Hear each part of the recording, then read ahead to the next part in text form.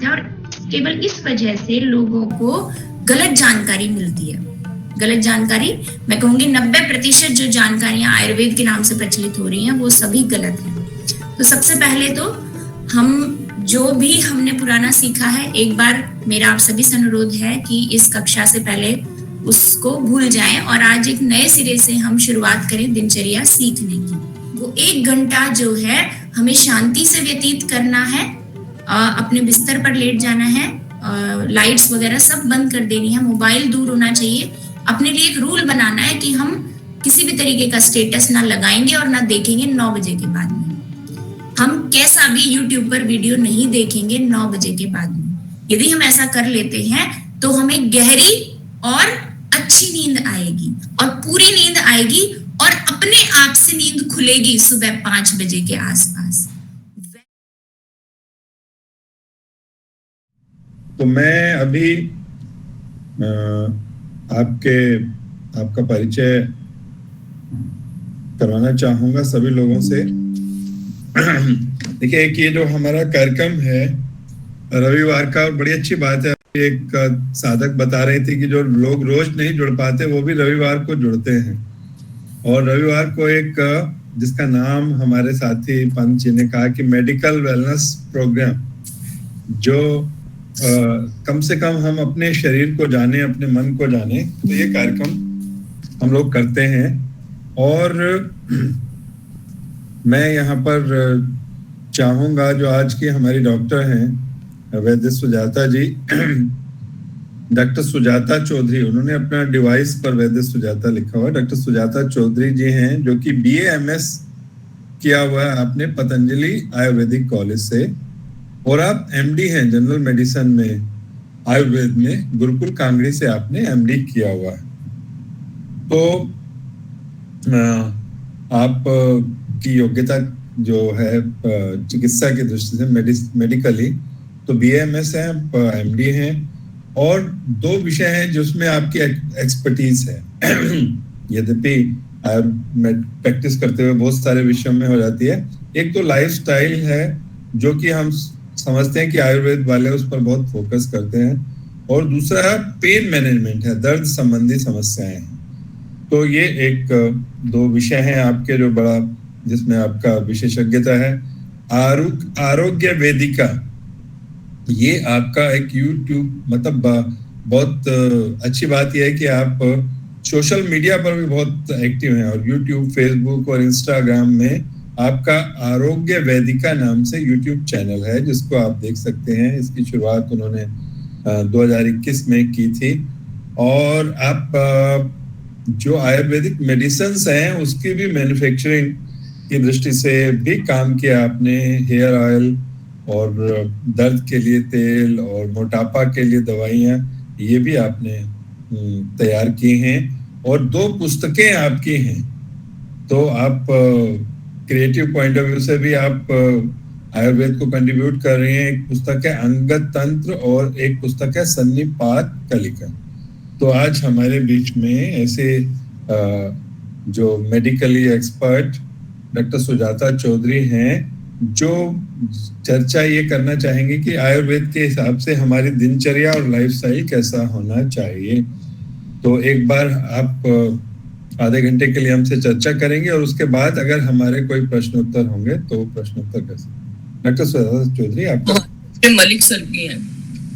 मलिक जी हमारे बीच में हैं, हम उनका भी स्वागत करते हैं, बहुत वरिष्ठ हैं। मलिक जी का स्वागत है। जी आइए, मैं सुजाता जी से पुनः अनुरोध कर रहा हूँ कि वे कृपया अपने बातचीत शुरू करें। जी बहुत बहुत धन्यवाद मुझे आमंत्रित करने के लिए और आप सभी से मिलने का एक मौका देने के लिए। तो जैसा कि आज का हमारा विषय है, आयुर्वेद के अनुसार हमारी दिनचर्या कैसी होनी चाहिए। वैसे तो सभी को लगता है कि ये टॉपिक बहुत ही आम है, क्योंकि हर कोई इस पर बोलता है, चाहे वो योग वाले हों, आयुर्वेद वाले हों, या किसी और पैथी से संबंधित लोग हों, या कई बार सामान्य लोग भी कुछ ना कुछ टिप्स हमें देते हुए मिल जाएंगे। सोशल मीडिया पर बहुत सारा कंटेंट इस पर है कि ये करिए, वो मत करिए, ऐसा करिए, ऐसा खाइए।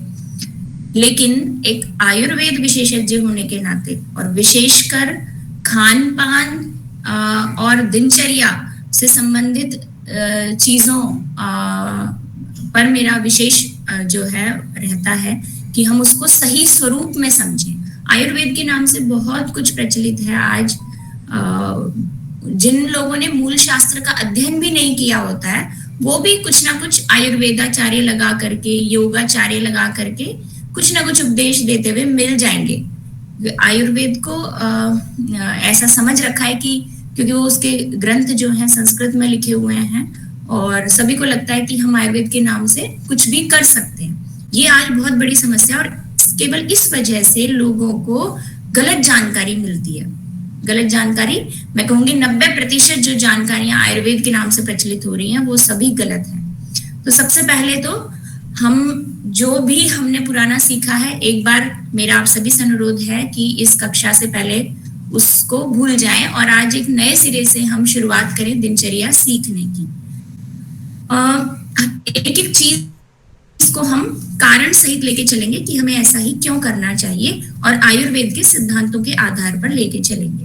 आयुर्वेद का एक सामान्य सिद्धांत है कि जो हमारा शरीर है वो 5 महाभूतों से मिलकर बना है, आकाश, वायु, अग्नि, जल, पृथ्वी। और 3 तरीके के दोष हैं, वात, पित्त और कफ, जो हमारे शरीर की जो क्रिया है उसको मेंटेन कराने का काम करते हैं। तो यहाँ भी फिजियोलॉजी मेंटेनेंस की अगर बात आएगी तो वात, पित्त, कफ बैलेंस में रहने चाहिए और अगर इनके बैलेंस में कहीं भी कोई समस्या आई, कहीं भी गड़बड़ आई, एक दोष ज्यादा या कम हुआ, वहीं पर पैथोलॉजी हो जाएगी, यानी कि बीमारी शुरू हो जाएगी। तो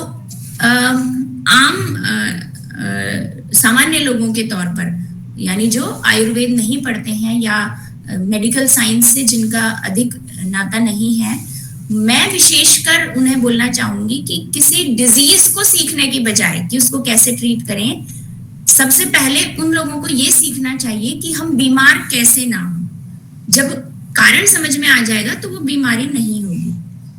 तो सबसे पहले हम लेके चलते हैं आयुर्वेद के, जैसे हमने जाना वात, पित्त, कफ को, कि ये अगर गड़बड़ होते हैं तो ये बीमारी पैदा करवाते हैं। तो ये संतुलन में कैसे रहें?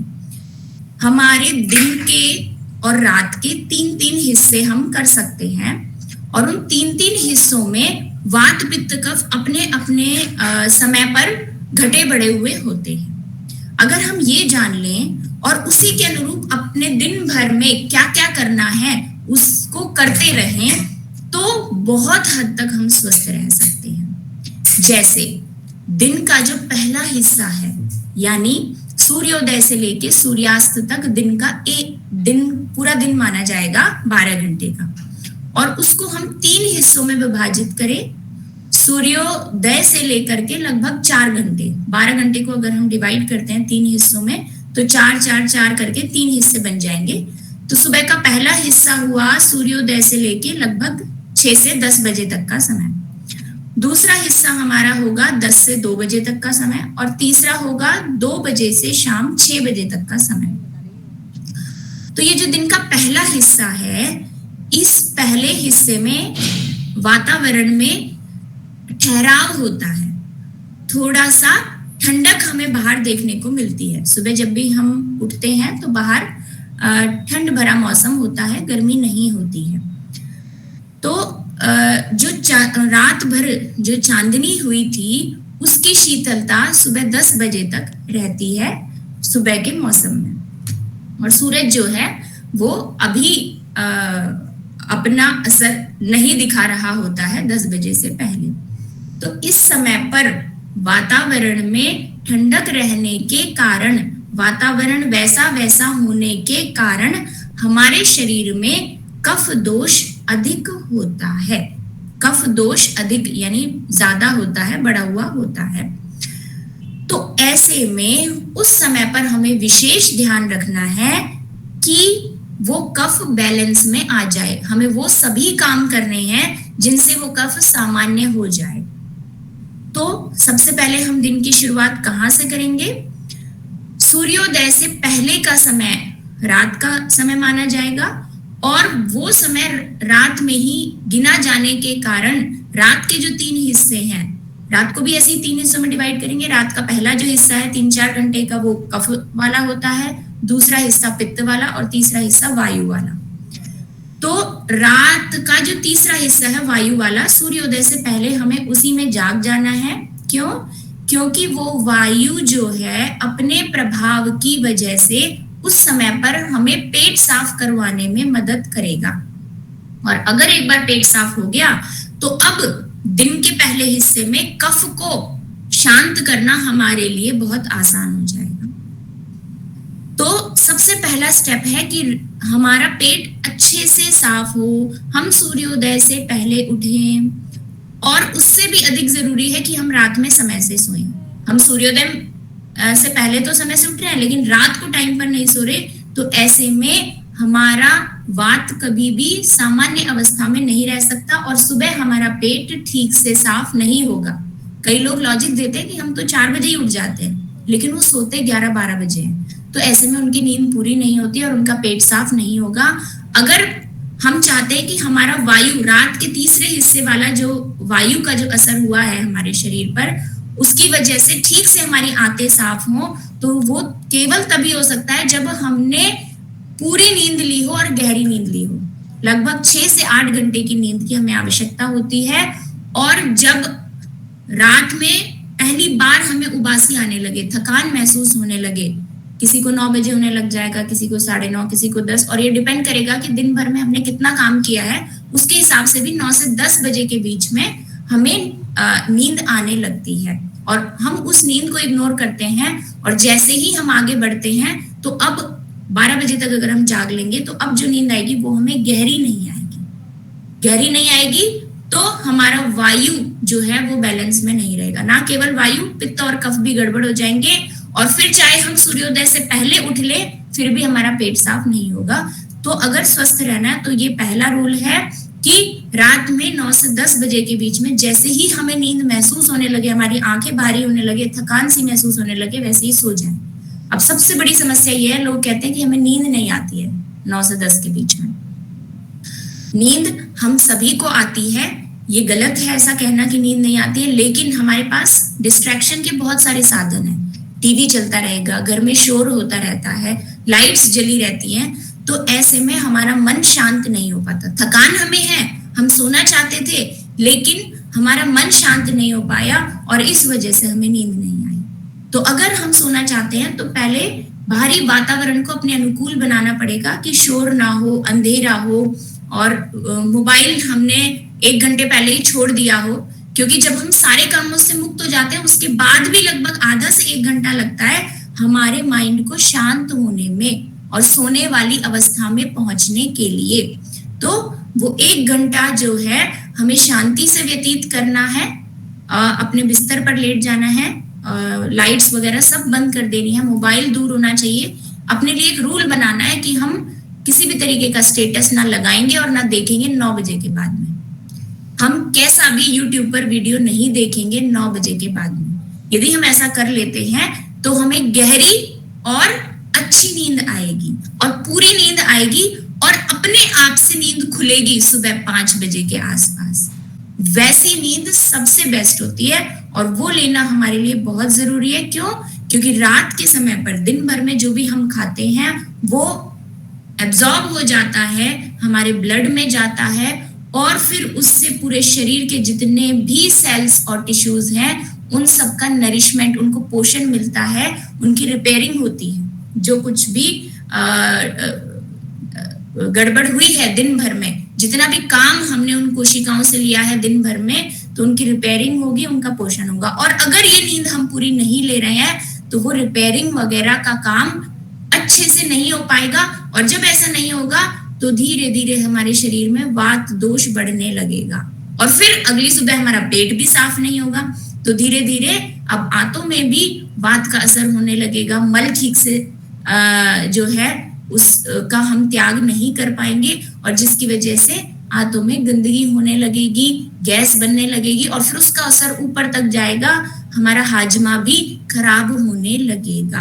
तो तो ये सब कुछ कनेक्टेड है, हम किसी भी एक स्टेप को बीच में नहीं काट सकते हैं। रात में समय से सोना है, सुबह सूर्योदय से पहले अपने आप से जैसे नींद खुले, जैसे जो बुजुर्ग हैं 50-60 साल के बाद है उनकी नींद जल्दी खुल जाएगी, क्योंकि उनको अधिक नींद की आवश्यकता नहीं होती, उनके शरीर में नेचुरली एज के हिसाब से जो है वायु बढ़ा हुआ होगा थोड़ा सा, तो उनको नींद कंपैरेटिवली कम आएगी। यंग एज वालों को ठीक ठीक नींद आएगी, और जो बच्चे हैं उनको ज्यादा नींद आएगी, तो उनको 6 बजे तक वेट करें उनके उठने का, फिर उन्हें उठाएं। कुछ हमारी प्रकृति पर भी निर्भर करता है। जो वात प्रकृति के लोग हैं उनको नींद थोड़ी सी कम आएगी, पित्त वालों को ठीक ठीक नींद आती है और कफ वालों को अधिक नींद आती है। तो वात वालों को ये कोशिश करनी चाहिए कि उन्हें अधिक से अधिक आराम मिले, ताकि उनके शरीर में वात ना बढ़े। तो उनको 6 बजे 5:30 बजे या सूर्योदय का, गर्मी सर्दी के हिसाब से जो भी मौसम रहता है, तो जैसे ही सूर्योदय होने का समय होता है उस समय पर अपना अलार्म लगाना चाहिए, ना कि हम 3:30-4 बजे से कोशिश करना शुरू कर दे कि जाग जाए। ऐसा करने से जो हमारा दिमाग है वो शांत अवस्था में नहीं रह पाता है लंबे समय तक, तो वायु बढ़ने लगता है। तो सबको अपने अपने शरीर के हिसाब से और उम्र के हिसाब से, मौसम के हिसाब से नींद लेनी चाहिए। जैसे गर्मियों में हमें अधिक नींद की आवश्यकता है, सर्दियों में हमें थोड़ी कम नींद की आवश्यकता है। तो इस तरीके से मौसम का भी असर पड़ता है। अब जब हम सूर्योदय से पहले उठे, हमारा पेट ठीक से साफ होगा। अगर नहीं होता है तो वो विकृति है, और ऐसे में हमें वैद्य से परामर्श लेना चाहिए। हालांकि मैं बोल दूं कि हमें उकड़ू बैठना चाहिए, इंडियन टॉयलेट का यूज करना चाहिए, ये सामान्य बातें हैं, लेकिन फिर भी अगर किसी को एसिडिटी है, अगर किसी को मोटापा है, अगर किसी को पेट में गैस बनने की समस्या है, तो उसके हिसाब से उपाय भी अलग अलग होंगे। मान लीजिए तेज गर्म पानी घुट घुट करके पिए, उससे क्या होगा कि जो वायु है आंतों में जो अटका हुआ है वो उसका ठीक से अनुलोमन होता है। और उकड़ू क्यों बैठे? क्योंकि जब हम उकड़ू बैठते हैं तो जो हमारा मल मार्ग है वो सीधा हो जाता है, और उसमें जो स्फिंक्टर्स हैं वो रिलैक्स हो जाते हैं, जिसकी वजह से मल अच्छे से बाहर निकलेगा। उससे पहले वायु निकलेगी, जब तक वायु ही नहीं निकलेगी मल कैसे बाहर निकल सकता है? तो हमें पहले उकड़ू बैठना चाहिए। उकड़ू बैठने से पेट की सारी मसल्स पर स्ट्रेचिंग होगी, और एनस के जो स्फिंक्टर्स हैं वो भी अच्छे से रिलैक्स होंगे। तो पहले वायु निकलेगी और फिर मल त्याग अच्छे से होगा, एक बार में होगा। ये दूसरा तरीका है। उसी उकड़ू बैठने की अवस्था में ही तेज गर्म पानी घूट घूट करके पी सकते हैं, लेकिन फिर भी मैं कहूंगी वैद्य से परामर्श लें, क्योंकि हर व्यक्ति अलग होता है। किसको क्या समस्या है वो मुझे नहीं पता। यदि आप स्वस्थ हैं तो तेज गर्म पानी घूट घूट करके उकड़ू बैठ के पिए। शुरू में ऐसा 5 से 7 दिन करें। मतलब कई लोग क्या करते हैं, उठते ही घूमने लग जाते हैं, वैसा नहीं करना है, उठते ही उकड़ू बैठना है। तो 5 से 7 दिन में पहले आपका गर्म पानी से पेट साफ होगा, और फिर उसके बाद बिना गर्म पानी के भी उकड़ू बैठे बैठे आपका पेट साफ होने लग जाएगा धीरे धीरे। लेकिन ये तभी होगा जब रात में आप समय से सोए, आपको कोई चिंता नहीं थी, आपकी नींद पूरी हुई, तभी वो पानी भी काम करेगा अच्छे से। और फिर बाद में बिना पानी के भी, लोगों को आजकल चाय पीने के बाद पेट साफ होता है, कई लोग ऐसे होते हैं सिगरेट पीते हैं उसके बाद पेट साफ होता है। तो ये विकृति है। अपने शरीर को हमने इस स्टेज पर पहुंचा दिया है कि मल त्याग ही ठीक से नहीं हो रहा, आते ही हमारी बहुत बिगड़ी हुई और विकृत है। तो आगे आप सोचिए, जब हाजमा ही दुरुस्त नहीं है तो उसमें जो कुछ भी हम खाना डाल रहे हैं वो पच के कैसे अच्छे रूप में एब्जॉर्ब हो सकता है। ये हो गया पहला काम। अब दूसरा काम, जब मल त्याग हो जाए उसके बाद ही ब्रश करें, या नीम वगैरह की दातुन करते हैं तो बहुत ही बढ़िया, क्योंकि नीम आदि की जो दातुन है वो कड़वे रस वाली होती है, और कड़वी चीज से अगर हम मुंह को धोएंगे तो जो चिकनाई है वो ना के बराबर वहां रहेगी, और कड़वा रस थोड़ा थोड़ा मुंह में जाने से वहां चिपका हुआ कफ भी बहुत कम हो जाता है। तो जिसका जैसा अभ्यास हो, जैसे बच्चे नहीं कर पाएंगे लेकिन बड़े कर सकते हैं दातुन, तो वो दातुन करें, और अगर इजीली अवेलेबल है दातुन तो उसी को प्रयोग करना चाहिए। अब जब मुंह साफ हमेशा मल त्याग करने के बाद करना चाहिए, और इसका बहुत ही साइंटिफिक महत्व है। जब हम मुंह साफ करते हैं तो कफ हमारे गले से निकलना, जब हम सुबह उठते हैं तो आप देखिए कितना चिपचिपापन होता है, गले में कफ रहता है। तो उसकी हम सफाई ब्रश के माध्यम से या दातुन करने के माध्यम से कर सकते हैं। तो जैसे ही वो कफ बाहर निकलेगा वो रास्ता साफ होना शुरू होगा। अब अगले स्टेप में हमें क्या करना है कि कुछ नहीं खाना है। अब यहाँ समस्या ये है कि सब लोग अलग अलग तरीके का उपदेश देते हैं। कई लोग कहते हैं जूस पीना चाहिए सुबह उठते ही करेले का, कई लोग कहते हैं बादाम काजू वगैरह खाने चाहिए। तो अलग अलग तरीके की बातें लोग बताते हैं, लेकिन आयुर्वेद में ऐसा कुछ नहीं कहा गया है। हाँ, दवाई के तौर पर अगर कुछ लेने के लिए आपको वैद्य बोले, आयुर्वेद विशेषज्ञ बोले तो आप जरूर लीजिए। आपके शरीर के हिसाब से किसी चीज की आवश्यकता है तो, नहीं तो आपको कुछ भी नहीं खाना है। स्पेशली ड्राई फ्रूट्स बिल्कुल नहीं खाने, कोई कच्ची चीजें नहीं खानी है, स्प्राउट्स नहीं खाने हैं। कब तक? कम से कम सुबह उठने के बाद 2 घंटे दिनचर्या फॉलो करने के लिए समय देना है और 1 घंटा अपने डाइजेस्टिव सिस्टम को स्टिमुलेट होने के लिए समय देना है। तो सुबह उठने के बाद से 3 घंटे तक आपको कुछ भी नहीं खाना है। यदि ये रूल अपना लिया तो बहुत बड़ी बड़ी बीमारियां, कैंसर जैसी बीमारियों से बचे रह सकेंगे। ये मैं पूरे विश्वास के साथ बोल सकती हूँ। क्यों? क्योंकि जैसे हमने मुंह साफ किया वैसे हमें पूरी आंतों को साफ करने की जरूरत है। सिर्फ मुंह साफ करने तक बात सीमित नहीं हो जाती। अगर हम तुरंत उसमें कुछ खाना डाल देंगे तो वहां चिपचिपापन आ जाएगा। और अब आगे की जो प्रक्रिया है, यानी जो हमने पिछले दिन खाना खाया था उसका ठीक से पाचन होके जो सफाई होनी थी वो सफाई नहीं होगी आंतों की, और पिछले खाने में ही हमने फिर से कुछ और चिपचिपा खाना दे दिया। तो अगर हम पूरी आंतों की सफाई का वेट करते हैं, बस आप कुछ मत खाइए, सफाई अपने आप हो जाएगी। क्यों?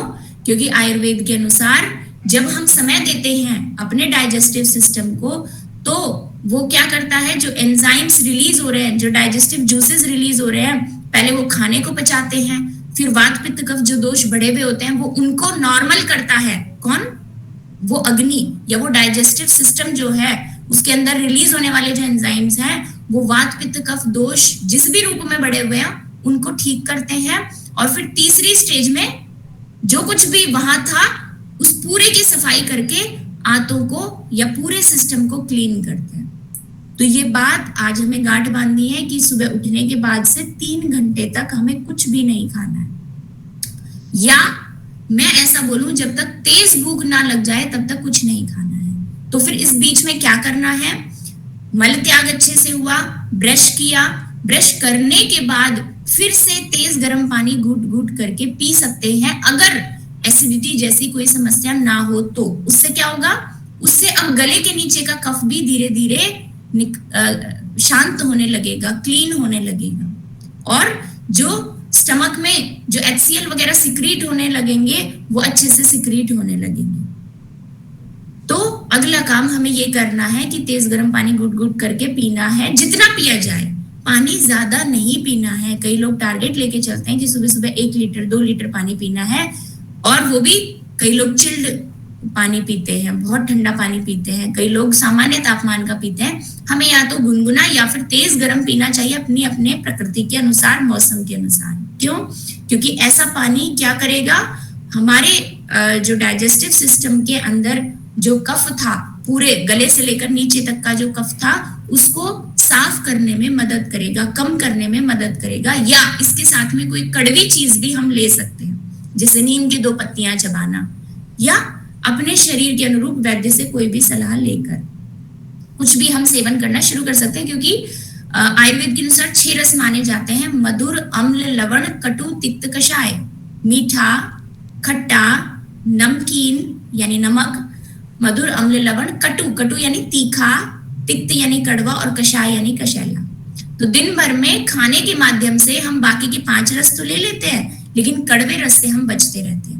और आयुर्वेद कहता है कि जब तक इन 6 रसों का बैलेंस नहीं होगा तब तक हमारा शरीर स्वस्थ नहीं रह सकता। तो थोड़ा सा कड़वा रस हमें सुबह सुबह अपने दिनचर्या में ऐड करना चाहिए। अब अगला काम हमें करना है कि व्यायाम करना चाहिए। क्यों?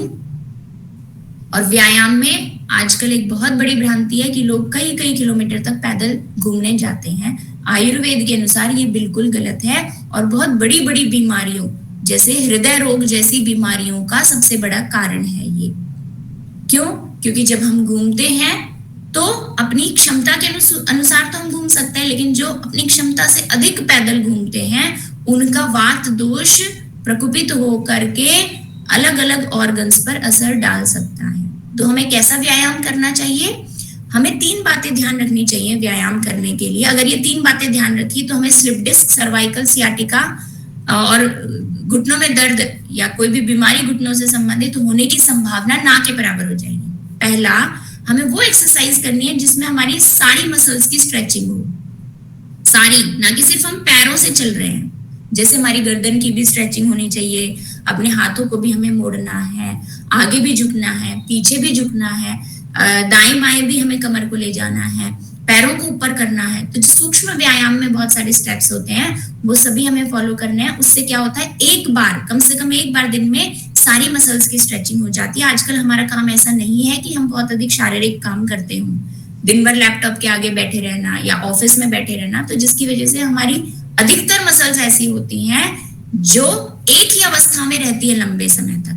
और जब ऐसा होगा, जैसे गर्दन झुकाकर बैठना, मोबाइल हम पकड़ते हैं तो दिन भर बहुत सारा काम अगर मोबाइल से कर रहे हैं तो हमारा जो हाथ है वो ऐसे ही रहेगा, और लंबे समय तक हम ऐसे करेंगे तो इन मांसपेशियों में अकड़न आ जाएगी, और अकड़न आने के बाद इनके अंदर की जो नर्व्स हैं उन पर प्रेशर पड़ेगा और जिससे हमें दर्द होने लगेगा। और वो दर्द कुछ नहीं है, सर्वाइकल का दर्द है, और उसमें करना कुछ नहीं है, उस मसल को रिलैक्स करना है मालिश से, सिकाई से। जबकि हम बहुत महंगे महंगे एमआरआई करवाते हैं, ऑपरेशन तक करवा लेते हैं कई लोग, ताकि उस नर्व के ऊपर प्रेशर रिलीज हो सके।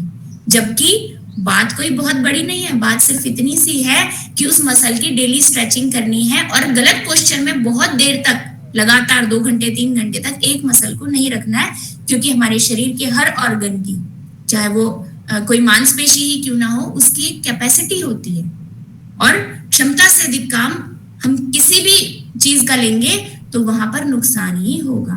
तो पहली बात, सारी मसल्स की स्ट्रेचिंग होनी चाहिए, और योगासनों से बेहतर उसके लिए कुछ नहीं है। जैसे सूक्ष्म व्यायाम करें, फिर भुजंग आसन करें, मकर आसन करें, हलासन करें, मरकट आसन करें, शशक आसन करें, ऐसे 4-5 योगासनों को जरूर करें, तो उससे सारी मसल्स की स्ट्रेचिंग एक बार हो जाएगी और उनमें लचीलापन बना रहेगा, स्टिफनेस के चांसेस बहुत कम हो जाएंगे, तो दर्द की समस्या के होने की संभावना भी बहुत कम हो जाएगी। दूसरी बात, हर जोड़ को भी कम से कम एक बार हमें घुमाना है, हर जोड़ को। तो उस एक्सरसाइज में ऐसे भी मूवमेंट्स होने चाहिए जिनसे हर जोड़ का एक बार मूवमेंट हो जाए। और तीसरी बात जो सबसे इंपॉर्टेंट है, सिर्फ मसल्स और जॉइंट्स तक हमें सीमित नहीं रहना अपनी एक्सरसाइज में। पेट में जो मसल्स हैं, एब्डोमिनल मसल्स, उनकी स्ट्रेचिंग सबसे इंपॉर्टेंट है। क्यों? क्योंकि उसके अंदर क्या है, पूरा डाइजेस्टिव सिस्टम पड़ा हुआ है, लिवर है, स्टमक है, इसोफेगस है, स्प्लीन है, सब कुछ है। और अगर उसकी स्ट्रेचिंग होगी तो अंदर जो वायु इकट्ठा हो जाता है वो एकदम से निकलेगा। आप करके देखिएगा, जब पेट के ऊपर असर पड़ेगा जिस एक्सरसाइज से, जैसे हम उछलते हैं, ऐसे हाथों को करके अपना एक एक घुटना ऊपर लगाएं, या जॉगिंग जब हम करते हैं, रनिंग करते हैं, साइकिलिंग करते हैं, फुटबॉल खेलते हैं या बैडमिंटन खेलते हैं, तो उसमें एब्डोमेन की मसल्स पर असर पड़ता है, जोर पड़ता है, जिसकी वजह से उसके तुरंत बाद या तो आपको डकार आएगी या आपको गैस पास होगी, यदि आप ये सुबह सुबह खाली पेट करते हैं तो। और जैसे ही वो वायु जो इकट्ठा था वो हमारे हाजमे वाले जगह से बाहर निकला, तो अब अंदर के जो सिक्रीशन है वो ठीक होने शुरू हो जाएंगे। कितना HCl रिलीज होना है, कितने अदर पैंक्रियाटिक जूस कितना रिलीज होना है, बाइल कितना रिलीज होना है, तो जहां जितनी चीज रिलीज होनी थी वो अब अच्छे से रिलीज होने लगेगी। लेकिन अगर हम एक्सरसाइज नहीं करेंगे तो हमारी आंतें वायु से भरी रहती हैं और वहां पर उस जो डाइजेस्टिव जूसेस हैं उनको रिलीज होने के लिए समय नहीं मिलता। तो ये हमें अगला काम करना है। व्यायाम करने के बाद थोड़ी देर के लिए हमें आराम करना है, पसीने सुखाने, उसके बाद मौसम के अनुरूप पानी से नहा लेना है। अब कई लोग ऐसा बोलते हैं कि ठंडे पानी से नहाना बहुत अच्छा होता है। दिन भर हमें ठंडे, मतलब साल में 12 महीने हमें ठंडे पानी से ही नहाना चाहिए, चाहे सर्दी हो, चाहे गर्मी हो, चाहे बरसात हो। ये एकदम गलत है आयुर्वेद के अनुसार। आयुर्वेद में एक श्लोक बिल्कुल साफ साफ लिखा है कि जो व्यक्ति सर्दियों में भी ठंडे पानी से नहाता है उसकी उम्र कम हो जाती है। क्यों? क्योंकि सर्दियों में पहले से हमारे शरीर में वात दोष बढ़ा है और उसको हमें गर्म पानी से शांत करना है। हमें टेम्परेचर के हिसाब से अपनी बॉडी को प्रोटेक्ट करना है, बाहरी वातावरण के हिसाब से। और अगर हम ठंडा ही पानी उसके ऊपर डाल रहे हैं तो मांसपेशियों में अकड़न आती है, शरीर में वायु बढ़ जाता है और वो वायु बुढ़ापा जल्दी लेके आएगा। हो सकता है वो वायु कोई बड़ी बीमारी ना करे लेकिन बुढ़ापा जल्दी लेके आएगा। तो अगर जो 40-50 साल के बाद है उनको, जैसे बारिश का मौसम था तो उसमें भी वो गर्म पानी से नहा सकते हैं, क्योंकि बारिश में और बुढ़ापे का जो एज होती है उसमें अपने आप ही वायु बढ़ा रहता है शरीर में। बचपन में कफ ज्यादा रहता है। क्यों? आप देखिए बच्चों को कैसी बीमारियां होती हैं, खांसी, नजला, जुकाम, यही बीमारियां उनको ज्यादा होती हैं। जवानी में पित्त की समस्याएं होती हैं शरीर में, पित्त अपने आप थोड़ा ज्यादा होता है, ये उस आयु का असर है हमारे शरीर पर। और बुढ़ापे में वायु, जैसे जोड़ों के दर्द की समस्या, कॉन्स्टिपेशन होना, ऐसी नींद कम आना, ये सारे जो हैं लक्षण, ये उस आयु की वजह से वात दोष बढ़ता है हमारे शरीर में और उसकी वजह से होते हैं। तो बाद में हमें गुनगुना पानी, यानी 40-50 साल के बाद, ये हमें लगभग साल में अधिकतर दिनों में, गर्मी को छोड़कर, या जब बहुत अधिक गर्मी है और हम सिर्फ ठंडा पानी ही चाहते हैं तो तब हम सिर्फ ठंडे पानी से नहाएं। जैसे ये कार्तिक का महीना है तो इसमें भी जो है ठंडा पानी चल सकता है, गर्मियों में भी। लेकिन जो वसंत का मौसम है, जो बारिश का मौसम है और जो सर्दियों का मौसम है, वसंत और बारिश में गुनगुना पानी और सर्दियों में अच्छा गर्म पानी, उसी से नहाना चाहिए। आयुर्वेद में ऐसा बिल्कुल नहीं लिखा। अगर आपको कोई बोले तो मैं आपको रेफरेंस बता सकती हूँ। आयुर्वेद में पूरा एक चैप्टर है ऋतुचर्या का, कि मौसम के अनुरूप, ये अभी हम पढ़ रहे दिनचर्या, कि दिन भर में हमें क्या करना है दोषों के हिसाब से। लेकिन जैसे जैसे सीजन चेंज होता है ना, तो कुछ चीजें हमें बदलनी होती हैं। जैसे अब मौसम चेंज हुआ तो नहाना है हमें खाने से पहले ही, लेकिन गर्म पानी से नहाना है, ठंडे से नहीं। तो ऐसे कुछ कुछ चीजें मौसम के अनुरूप खान पान में भी बदलेंगी और दिन भर में क्या करना है उसके हिसाब से भी बदलेंगी। अब आप सोचेंगे कि ये इतनी इंपॉर्टेंट क्यों है? क्योंकि सारी बीमारियां ये फॉलो ना करने से होती है। अगर आप सूर्योदय के बाद तक सोते रहेंगे तो आपकी आंतें विकृत हो जाएंगी, और जिसकी वजह से कैसी बीमारियां होंगी? किडनी की बीमारियां, पीसीओडी जो बहुत ज्यादा हो रहा है, मोटापा, डायबिटीज। जो लोग लेट तक सोते रहते हैं उनको सबसे ज्यादा पीसीओडी खास करके महिलाओं में होता है, लेट तक सोने से। तो चिकित्सा कहाँ से शुरू होती है? दवाई से चिकित्सा शुरू नहीं होती। उनको अपना, उसका नाम ही क्या है बीमारी का? लाइफस्टाइल डिजीज, यानी जो दिनचर्या गड़बड़ होने के कारण हुई। अब उसमें हम दवाई देते रहे और दिनचर्या हम सुधरवाए ना, तो उसका कोई इलाज नहीं हो सकता। अब यही समस्याएं हैं कि डायबिटीज में एक गोली हमें जिंदगी भर लेनी पड़ती है, ब्लड प्रेशर में एक गोली जिंदगी भर लेनी पड़ती है, सर्वाइकल स्लिप डिस्क सियाटिका का कोई ट्रीटमेंट नहीं है, ऑपरेशन करवाना पड़ता है। क्यों? क्योंकि वो दिनचर्या संबंधित बीमारी है और हम अपनी दिनचर्या बदलने को तैयार नहीं है। जब हम बदलेंगे ही नहीं तो वो बीमारी हमारे साथ परमानेंट जुड़ जाएगी हमेशा के लिए। उसका इलाज है सिर्फ दिनचर्या में परिवर्तन। तो ये है सही दिनचर्या। अगर हम इसमें कहीं भी गड़बड़ करते हैं, हम रात को लेट तक सोएंगे, थायराइड बढ़ जाएगा। थायराइड का सबसे बड़ा कारण है रात में लेट तक सोना और टेंशन करना। कितने सारे मरीज थायराइड के बढ़े हुए हैं। तो एक एक चीज इंपॉर्टेंट है हमारे दिन भर में। अब अगला काम हम नहा चुके हैं, नहाने के बाद मालिश करें, रोज मालिश करें, अपने मौसम को देखकर मालिश करें। सर्दियों का मौसम है तो सरसों के तेल से करें, गर्मियों का मौसम है तो नारियल के तेल से कर लें। या जिनका वायु बहुत बढ़ा रहता है, जिनके हाथ पैर अधिकतर ठंडे रहते हैं, जो वात और कफ प्रकृति के हैं, वो लोग गर्मियों में भी सरसों के तेल से मालिश कर सकते हैं। तेल भी हम प्योर ढूंढें।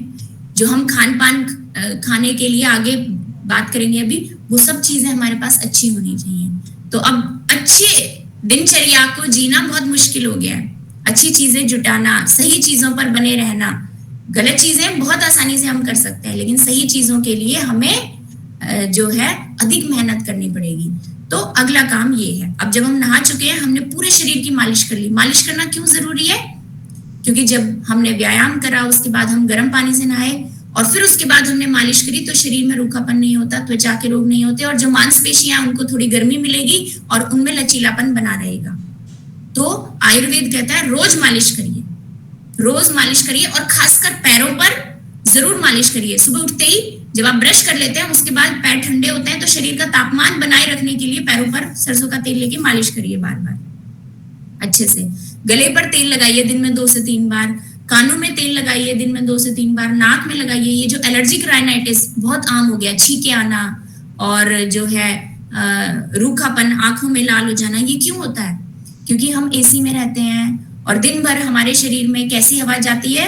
कानों से ठंडी हवा जाएगी, नाक से ठंडी हवा जाएगी, गला ठंडा रहेगा, ऊपर से हम ठंडा पानी पीते रहेंगे, तो हमारे अंदर की जो लेयर है ना, नाक के अंदर की लेयर, गले के अंदर की लेयर, कान के अंदर कि जो कान जो है कनेक्टेड रहता है गले से एक ट्यूब के माध्यम से, तो ये क्या होंगे?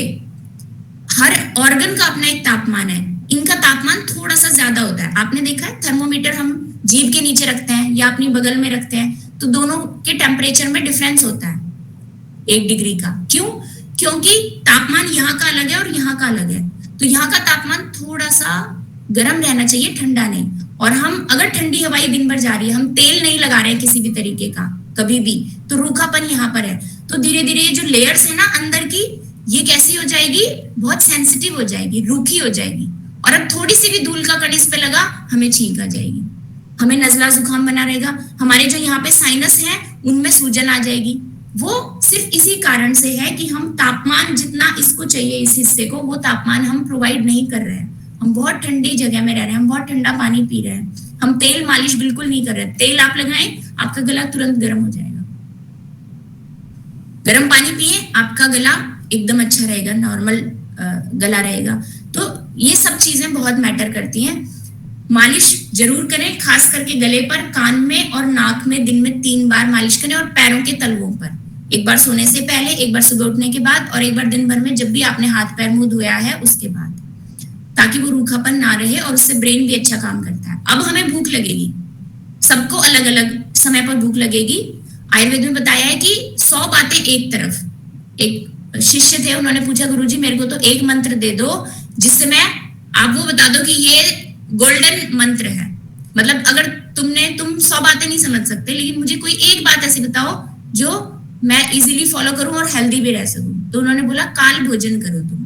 अब आजकल लोग समझते हैं काल भोजन का मतलब है अरे सुबह 9 बजे खाना खा लो, फिर 1 बजे खाओ, फिर 7 बजे खाओ। आयुर्वेद कहता है ये नहीं है काल भोजन। आयुर्वेद की भाषा बता रही हूँ आज मैं आपको। काल भोजन का मतलब है समय आने पर। कैसा समय आने पर? जब आपके पेट को जरूरत है उस भोजन की, आपके शरीर को जरूरत है, पिछला खाना पच चुका, अब वो सबका काल अलग अलग होगा। जिनके प्रकृति कफज है, जिनके डाइजेस्टिव सिस्टम में ऑलरेडी कफ ज्यादा है, उनको कम भूख लगती है। तो सबकी, जिसके में पित्त ज्यादा, उसको थोड़ी ज्यादा भूख लगेगी, तो उनको हो सकता है 9, 9:30 बजे ही भूख लग जाए। और जिनके शरीर में कफ ज्यादा, उनको हो सकता है 10:30, 11 बजे भूख लगे। तो आप ऑब्जर्व करो कि आपको तेज भूख कब लग रही है, किस समय पर लग रही है। हाँ, लेकिन 9 बजे से पहले नहीं खाना अगर आप 6 बजे उठ रहे हो तो। 3 घंटे का गैप जरूर देना है। और अब आप सोचिए जो लोग 8 बजे उठते हैं, 8 बजे उठते ही वो क्या करते हैं, पेट साफ उनका होता नहीं है, वो ब्रश करते हैं, तुरंत ब्रश करके वो तुरंत ब्रेड वगैरह खाने लग जाते हैं, ब्रेड खाने लग जाते हैं, खाते हैं और ऑफिस भाग जाते हैं। उनका स्वास्थ्य कहाँ रहेगा मेंटेन? नहीं रह सकता बिल्कुल भी। तो अब क्या करना है हमें? अब खाने का समय आ गया, 9, 10, 10:30, 11 बजे हमें तेज भूख लगेगी, तो हम पूरा खाना खाएं। आयुर्वेद कहता है कि 2 समय भोजन करना बेस्ट स्ट्रेटेजी है, बेस्ट। द्विकाल भोजनम बलकराणाम। अगर हमें बॉडी में स्ट्रेंथ भी चाहिए और हम चाहते हैं कि हम बीमार भी ना हो, तो आप दिन में 2 ही बार भोजन करिए, चटर पटर बार बार मत खाइए। और जिनका हाजमा ज्यादा ही कमजोर है वो एक समय पर भोजन करें। एक काल भोजनम सुख परिणाम करानाम। क्यों? क्योंकि आपने खाना ही एक बार दिया, तो अब उसके पास 24 घंटे हैं पचने के लिए, चाहे कितनी भी मंद अग्नि हो आपकी, वो पच ही जाएगा। तो एक काल भोजन भी अच्छा है, लेकिन जो यंग लोग हैं, अभी जो हमारी उम्र वाले लोग हैं, वो 2 समय पर भोजन करें। क्यों? क्योंकि उनको बल की आवश्यकता होती है अधिक। एक बार सुबह 10 से 11 बजे, 11:30, 9:30, जब भी उनको तेज भूख लग जाए एक बार तब भोजन करें। 9 से 11 के बीच में ये समय होना चाहिए, 11:30 वो अलग अलग होता है। अगर उससे भी लेट भूख लग रही है तो अब वो विकृति है। आप सब कुछ फॉलो कर रहे हो, फिर भी आपको 11:30, 12 बजे भूख लग रही है, तो आपको परामर्श लेना चाहिए कि भाई मेरी भूख कैसे अच्छी हो। या आपको जल्दी भूख लग जा रही है तो वो भी गलत है, या तो वो आपका मेंटल ऐसा हो गया है कि भाई सुबह उठते ही कुछ खाना है, तो उसके लिए भी वैद्य से परामर्श लें, वो दवाई दे सकते हैं। और अब दिन का पहला भोजन हमें कैसा करना चाहिए? चॉकलेट, पिज्जा, बर्गर, ब्रेड, चीज, ये सब चीजें नहीं खानी चाहिए। पराठे, पूड़ियां, ये नहीं खाने चाहिए, सात्विक भोजन करना चाहिए। अब कई लोग कहते हैं भाई सात्विक भोजन क्या है, तो अलग अलग परिभाषा है कि प्याज नहीं खाना, लहसुन नहीं खाना है और ये नहीं खाना। लेकिन मैं कहती हूँ सात्विक के लिए हम गीता अगर देखेंगे तो गीता ने बोला है कि भाई अधिक मिर्च मसालेदार ना हो, चिकनाई हो उसमें और तरीदार भोजन हो, ऐसे भोजन को हम सात्विक भोजन बोलेंगे। तो जो सब्जी है ना आज के टाइम की, वो सबसे ज्यादा खतरनाक चीज है। क्यों? क्योंकि सब्जी कैसे बनती है, बहुत सारा हम तेल डालते हैं उसमें और फिर मसाले डालते हैं, तेल भी गरम मसाले भी गरम, अब वो सब्जी बन गई राजसिक, सात्विक नहीं रही वो। तो चाहे हम प्याज भी डालें, कई लोग ऐसे होते हैं प्याज का अभ्यास होता है, कई होते हैं जिनको नहीं होता, जो छोड़ सकते हैं आसानी से। तो ऐसा नहीं है कि प्याज के साथ में सात्विक सब्जी नहीं बन सकती, बन सकती है। सात्विक मतलब एक कॉम्बिनेशन, जो कॉम्बिनेशन आपके शरीर की धातुओं के लिए अच्छा है, जो कॉम्बिनेशन आपके मन पर असर नहीं डाल रहा, आपको एग्रेसिव नहीं कर रहा, आपके मन को शांत करने का काम करेगा, तो वो भोजन कैसा हो सकता है? पहली बात तो वो ऋतु के अनुसार हो। जैसे लहसुन हम गर्म मौसम में प्रयोग ना करें, गर्मियों में, और अब शरद ऋतु जो अब कार्तिक और उससे अगला वाला जो महीना है, यानी सर्दी से जस्ट पहले के जो 2 महीने हैं उसमें हम लहसुन ना खाएं, वो हमारे शरीर में पित्त बढ़ाएंगे। सर्दियों में लहसुन बहुत अच्छा होगा, वसंत ऋतु में लहसुन बहुत अच्छा होगा। तो ये छोटी छोटी चीजें हमें खान पान की सीखनी पड़ेंगी मौसम के अनुरूप, वो ऋतुचर्या का पार्ट हो गया। आज हम सिर्फ दिनचर्या की बात कर रहे हैं। तो कैसा भोजन करना है? सब्जी बनानी है तरीदार, तेल डालना है एकदम कम। YouTube पर मैंने अपने चैनल पर सात्विक सब्जी कैसे बनाए, इसके लिए उसको बना के दिखा रखा है मैंने वीडियो में, वो आप देख सकते हैं। व्यायाम कैसा करें, वो सब भी, मतलब ये सब चीजें रिपीट होके उसमें भी पड़ी हैं, अगर आप रिवाइज करना चाहें तो देख सकते हैं। तेल बिल्कुल कम डालें, सिर्फ उतना जितने में जीरा भुन जाए। अब तेल या घी ये भी मौसम के अनुरूप कर सकते हैं। जैसे अब शरद ऋतु में सरसों का तेल यूज ना करें खाने में, घी ही करें। गर्मियों में भी घी करें, सर्दियों में सरसों या तिल का तेल यूज कर सकते हैं, मूंगफली का तेल भी यूज कर सकते हैं। और वसंत ऋतु में घी यूज ना करें, कफ बढ़ेगा, उस समय सरसों का तेल ही यूज करें। तो ये बहुत सारी चीजें खान पान में बदलनी चाहिए। अब उसमें थोड़ा जीरा डालें, उतना ही, इतना सा तेल होना चाहिए, बस इतना सा। अब इसमें इतने में जीरा आ गया, बस इससे ज्यादा अगर आपका तेल है तो गड़बड़ है आपकी सब्जी में। अब आप मसाले नॉर्मल डालिए, मतलब प्याज टमाटर जो भी डालना है, जो भी आपका तरीका है। कई प्याज के साथ नहीं बनाते तो वो उनका तरीका है, अपने अपने अभ्यास के अनुरूप हमें भोजन करना चाहिए। आयुर्वेद कहता है सात्विक को नहीं छोड़ना चाहिए। हाँ, गलत चीजें कई बार गलत चीजों का अभ्यास हो जाता है, वो छोड़नी चाहिए, लेकिन अपने अपने देश के अनुरूप हमें कुछ अभ्यास होते हैं। जैसे राजस्थान हरियाणा में प्याज अधिक खाया जाता है, यूपी में जाएंगे तो वहां के अपने कुछ अलग तौर तरीके हैं जो वो बचपन से करते आ रहे हैं। उन चीजों को हमें नहीं बदलना, उनको बस थोड़ा सा ठीक करना है कि जिनसे हम अस्वस्थ ना हो। तो जैसे उसमें तेल कम करना है, यूपी वाली सब्जी में। राजस्थान में नॉर्मली कम ही तेल डाला जाता है, दूध अधिक पिया जाता है, वो अच्छी चीज है।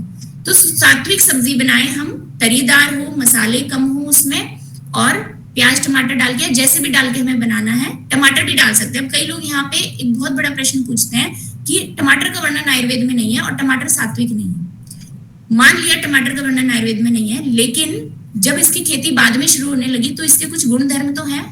हर वस्तु के गुण धर्म है, और आयुर्वेद चलता है सिद्धांतों के आधार पर, गुण धर्म के आधार पर, कि किसी भी चीज का क्या गुण धर्म है तो उसका हमारे शरीर पर क्या असर पड़ेगा।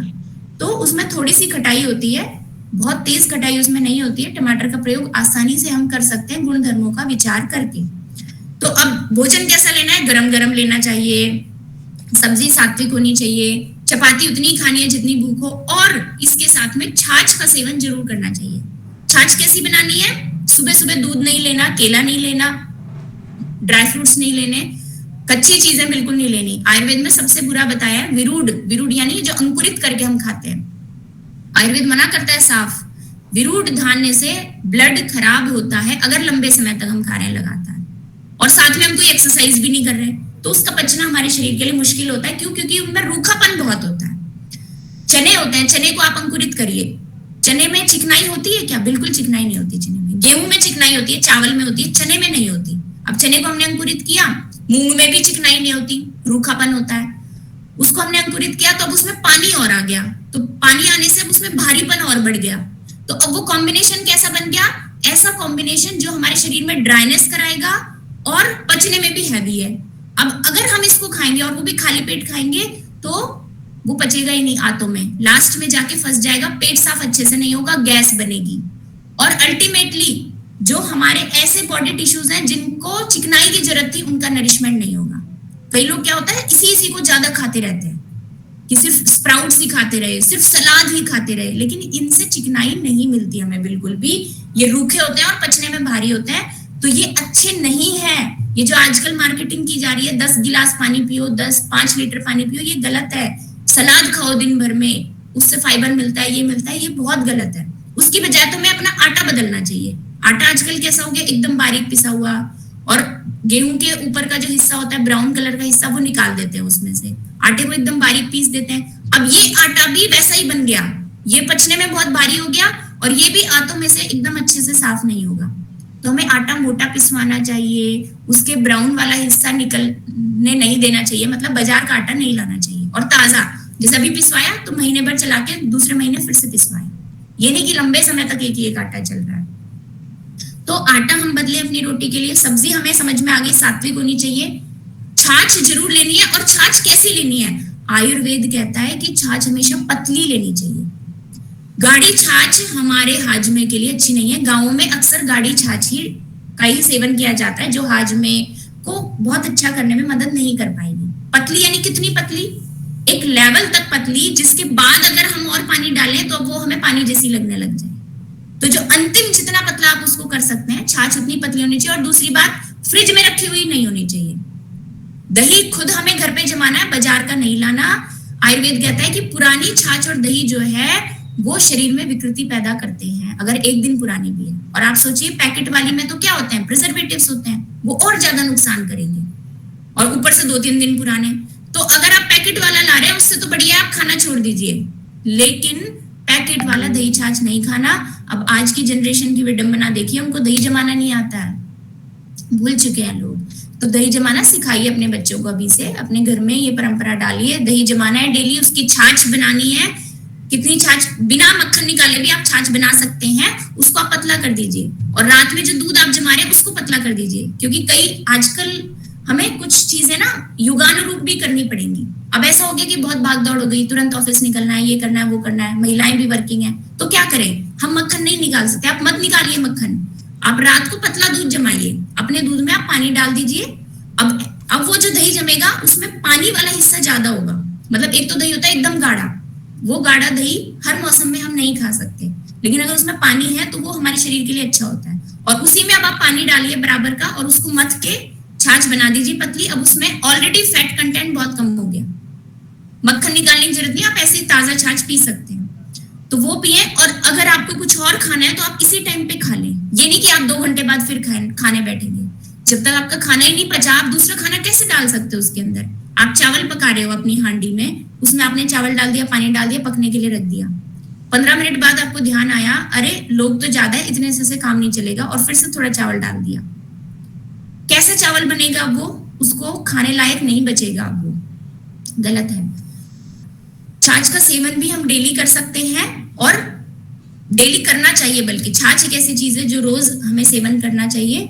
और साथ में आटा अपना सही रखना है, सब्जी अपनी सात्विक रखनी है, और बार बार नहीं खाते रहना है। जब आप खाने बैठे, आपको तेज भूख लगी, आप अपनी तृप्ति करो। ऐसा भी नहीं कि ओवर ईटिंग करनी है, उसके बाद हमसे चला ही नहीं जा रहा है, हम ऐसे ऐसे चल रहे हैं, तुरंत लेट गए, हम बोल ही नहीं पा रहे हैं, वो गलत है। क्षमता के अनुरूप खाना है, सबकी क्षमता अलग है, किसी की 2 चपाती की, किसी की 3 की, किसी की 4 की। जो बहुत व्यायाम करते हैं, 3-3, 4-4 घंटे व्यायाम करते हैं, वो 5-6 चपाती खा लेंगे, तो वो खाएं, कोई समस्या नहीं है। लेकिन अगर आप बिल्कुल चलते फिरते नहीं, आपका शरीर दुबला पतला है, तो आप 2 ही चपाती खाएं, या 1.5 या 1, जितनी जरूरत है। कई बार मौसम में हमारा हाजमा गड़बड़ होता है, तो किसी दिन हमें भूख नहीं होती, तो आप उस दिन खाना ही मत खाओ, खाना स्किप कर दो। भूख नहीं लग रही मतलब आपका शरीर नहीं पचा पाएगा उसको, और आपने उसको अपने अंदर डाल दिया, तो कोई मतलब नहीं है उस खाना खाने का। वो उससे आपको बुखार होगा, उससे आपको अलग तरीके के इन्फेक्शन होंगे। बस ये चीज अगर हमने सीख ली, काल भोजन, यही था वो सबसे बड़ा मंत्र।